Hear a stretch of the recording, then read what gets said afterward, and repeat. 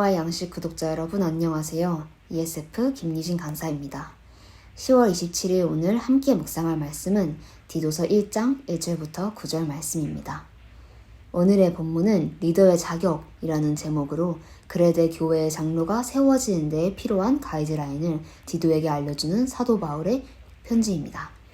이 가이드라인은 장로라는 직책을 위해 쓰여졌지만 사실 하나님의 사람 또는 하나님의 일을 하는 사람에게 필요한 성품들이기도 합니다. 그 가이드라인에는 상당한 분량의 조건들이 들어있습니다. 첫 번째는 경건한 가정생활에 대한 말씀입니다.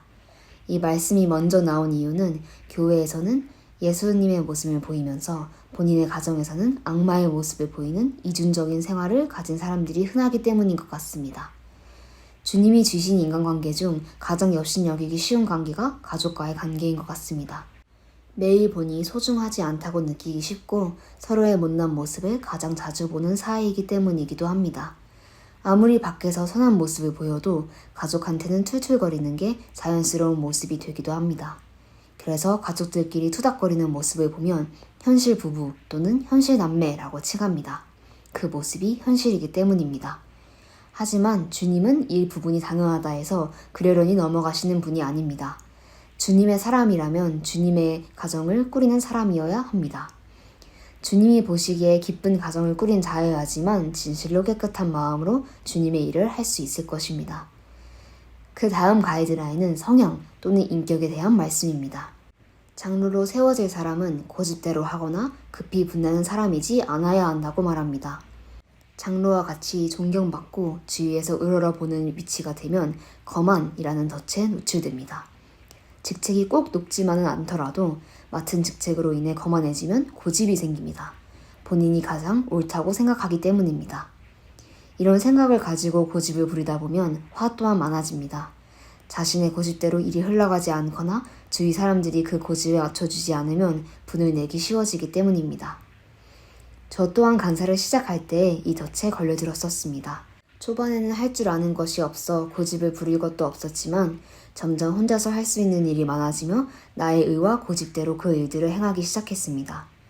운전 3년 차가 제일 위험하다는 이야기가 있습니다. 3년쯤이면 운전을 꽤 잘하게 되고 본인도 꽤 잘한다고 믿게 되기 때문입니다. 하지만 이때 사고 위험에 가장 많이 노출됩니다. 이와 같이 저 또한 꽤 강사 일을 잘하고 있다고 거만하며 나의 뜻과 선택이 옳다는 생각을 품게 되었습니다. 그러자 점점 나의 뜻과 계획대로 일이 흘러가기를 원하면서 그러지 않으면 매우 답답해하는 제 모습을 보았습니다. 이런 모습은 주위는 물론 저에게도 악영향을 끼치며 이 사역에 대한 회의감이 들게 하였습니다. 결론적으로는 주님 앞에 이런 모습들을 내려놓으며 간구하여 비로소 주님의 일하심을 보게 되었습니다. 이와 같이 거만의 덫에 빠지지 말고 맡은 일과 직책에 대해서 꾸준히 겸손하며 주님 아래 온유한 모습을 보이는 사람이 되어야 합니다. 그리고 그 다음으로는 술을 즐기지 말아야 하고 구타를 하지 않는 사람이어야 한다고 말합니다. 즉, 본인의 기분과 감정을 절제하지 못하여 죄를 짓는 사람이면 안 되는 것입니다. 술과 폭력성에 대한 죄는 절제력의 부족입니다.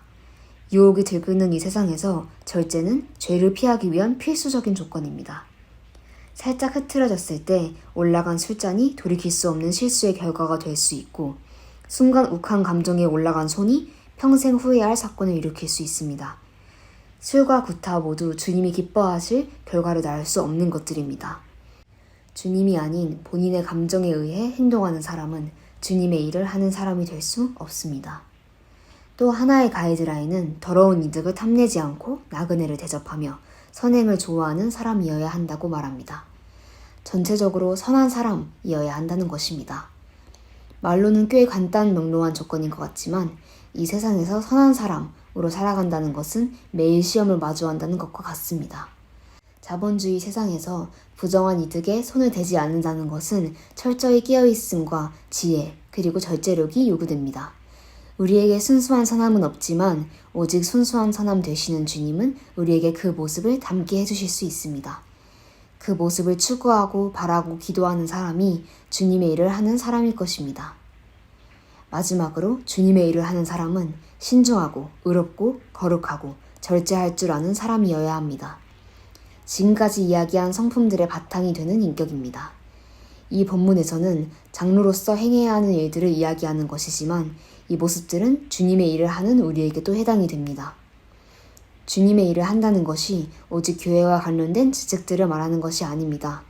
세상의 어떤 직책 중에서도 주님의 일하심이 없는 직책은 없습니다. 모든 것을 협력하여 선을 이루시는 분이시기 때문입니다. 우리가 그렇게 노력할 때 주님이 일하셔서 그 나라가 가까워질 것입니다. 우리는 흠있고 선하지 못하지만 주님 앞에서 노력할 때 주님의 사람이라 칭하시며 써주실 것입니다. 그 쓰임받음을 기대하고 기도하며 준비하는 자들 되기를 소망합니다. 오늘의 본문을 통해 우리는 하나님의 일을 하는 사람의 자격에 대해 살펴보았습니다. 세상에서는 능력과 지능, 경력을 중요시하지만 주님은 무엇보다 인격적인 자격들을 중요시하십니다. 일용할 양식 구독자 여러분, 오늘도 세상의 뜻과 기준보다는 주님의 모습에 나를 맞추는 그리스도인 되기 노력하는 저와 여러분 되기를 소망합니다.